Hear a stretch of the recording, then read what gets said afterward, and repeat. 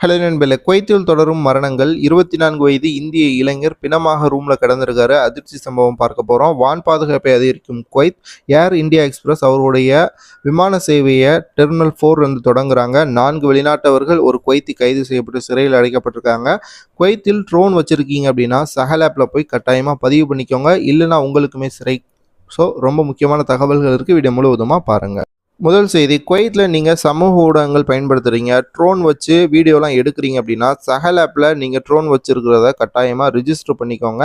அப்படி ரிஜிஸ்டர் பண்ணாமல் நீங்கள் அந்த ட்ரோன்களை பயன்படுத்தும் பொழுது உங்களுக்கு சிறை தண்டனை கிடைப்பதற்கும் உங்களுடைய ட்ரோன் பறிமுதல் செய்யப்படுவதற்கும் வாய்ப்பு இருக்குது. ஸோ முடிந்த வரைக்கும் எல்லா நண்பர்களுக்கும், இந்த சமூக ஊடகங்கள் பயன்படுத்தக்கூடிய நண்பர்களுக்கு கட்டாயமாக இதை தெரியப்படுத்துங்க. அடுத்த செய்தி, 4 வெளிநாட்டவர்கள் ஒரு குவைத்தினுடைய சிறைகளில் தற்போது இருக்கிறாங்க. என்ன காரணம் அப்படின்னு பார்த்தீங்கன்னா, அட்ரஸ் சேஞ்ச் பண்ணுறதற்கு லஞ்சம் வாங்கியிருக்கிறாங்க ஒரு குவைத்தி. அதற்காக செய்யப்பட்ட கைது தான் இது. அந்த 4 வெளிநாட்டவர்களும் அவர்களுடைய அட்ரஸ் திருத்தத்திற்காக லஞ்சம் கொடுத்துருக்காங்க. அதனால அவர்களையும் கைது செய்து தற்பொழுது சிறையில் வச்சிருக்காங்க. குவைத்தில் ரூல்ஸ் என்னவோ அதை மட்டுமே செய்யுங்க. லஞ்சம் கொடுத்து ஏதாவது காரியத்தை நீங்கள் செஞ்சிடலாம் அப்படின்னு நினச்சிங்கன்னா தற்பொழுது இருக்கக்கூடிய கவர்மெண்ட் ரொம்ப ஸ்ட்ரிக்டாக இருக்குது. ஸோ உங்களுடைய வேலையை இழந்து நீங்களும் சிறை தண்டனை அனுபவிக்க நேரிடும். அடுத்து ஒரு மகிழ்ச்சியான செய்தி, ஏர் இந்தியா எக்ஸ்பிரஸ் அவர்களுடைய விமான சேவையை டெர்மினல் 4 இருந்து தொடங்க இருக்கிறாங்க. கோழிக்கோடு மற்றும் பெங்களூருக்கு இடையே இந்த விமான சேவை தொடங்க இருக்கு. இது மட்டும் இல்லை, அடுத்தடுத்து சென்னை, திருவனந்தபுரம் போன்ற பகுதிகளுக்கும் விமான சேவை தொடங்கும் அப்படின்னு சொல்லப்பட்டிருக்கு. தற்பொழுது டெர்மினல் 1 ஈரானினுடைய தாக்குதல்களால் நிலைகுலைந்து இருக்கிறதால அது ஓப்பன் செய்யப்படுவதற்கு 1 வருடம் ஆகும். அதனுடைய பராமரிப்பு பணிகள் முடிவடைய. அதுவரைக்கும் டெர்மினல் 4 இருந்தால் மற்ற நாடுகளுக்கு போகக்கூடிய விமான சேவைகள் நடந்துகிட்டு இருக்கு. அதனுடைய ஒரு பகுதியாக தான் ஏர் இந்தியா எக்ஸ்பிரஸ் அவருடைய விமான சேவையை தொடங்கியிருக்காங்க. அடுத்ததா, குவைத்தினுடைய வான் பாதுகாப்பை அதிகரிக்க போகிறதா குவைத் அரசாங்கம் சொல்லியிருக்காங்க.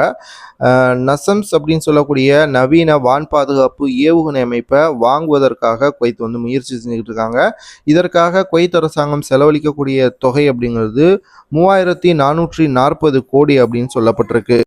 இந்த வான் பாதுகாப்பு அமைப்பு நார்வேயினுடைய டிஃபென்ஸ் சிஸ்டம் மூலமாக தயாரிக்கப்பட்டது. அமெரிக்காவினுடைய ஃபாரின் மிலிட்ரி சேல் மூலமாக இந்த வான் பாதுகாப்பு அமைப்பு குவைத்திற்கு வழங்கப்பட இருப்பதாக தெரிவிக்கப்பட்டிருக்கு. உலகில் எங்கே போர் நடந்தாலும் அமெரிக்காவிற்கு மிகப்பெரிய லாபம். இப்போ நீங்கள் பார்த்தீங்கன்னா கூட 3440 கோடி அப்படிங்கிறது சின்ன தொகை தான். இந்த தொகையே அமெரிக்கன் டாலரில் மட்டும்தான் டிரான்சாக்ஷன் பண்ண முடியும். அப்படிங்கிறதுனால அவருடைய பொருளாதாரம் அப்படிங்கிறது ஆட்டோமேட்டிக்காக வளர்ந்துக்கிட்டே இருக்குது. அடுத்ததா, குவைத்தில் தொடர்ச்சியாக வெளிநாட்டவர்களுடைய மரணங்கள் கேள்விப்படுற மாதிரி இருக்கு. 24 வயது இளைஞர் பிணமாக அவருடைய ரூம்ல இறந்து கிடந்திருக்காரு. இது கொலையா அல்லது தற்கொலையா அப்படிங்கிறது இன்னும் தெரியல. குவைத்தினுடைய போலீஸ் அவருடைய உடலை எடுத்து பிரேத பரிசோதனை செய்துகிட்டு இருக்காங்க. இவருடைய ரூம்மேட்ஸ்கிட்ட கேட்கும்போது அவர் கடுமையான மன அழுத்தத்திலையும் மன உளைச்சலையும் இருந்திருக்கிறாரு அப்படிங்கிறத தெரியப்படுத்தியிருக்காங்க. இன்னும் ஒரு சில தினங்கள்ல இவர் ஊருக்கு போறதற்காக டிக்கெட்லாம் போட்டிருக்காரு. அதற்கு முன்பு ஏன் இந்த முடிவை எடுத்தாரு அப்படிங்கிறது தெரியல.